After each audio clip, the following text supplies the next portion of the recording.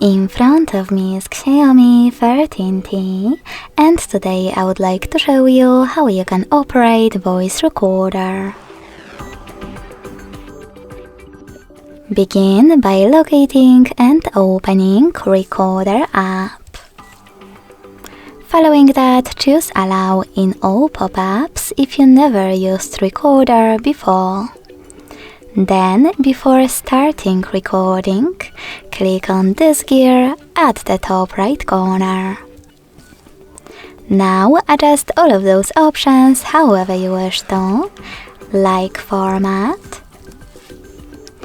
And when you're done, go back. To start recording, click on red button. Then hit while using the app in the pop-up. And wherever you wish to in Notifications one. You will see it a lot though, so I recommend to just click Allow. As you can see, recording is now on. In order to pause it or unpause it, use left button. To add a bookmark, click on the right one. And to end it and save it, on the middle one. As you can see, my recording was successfully created. To play it, click on it.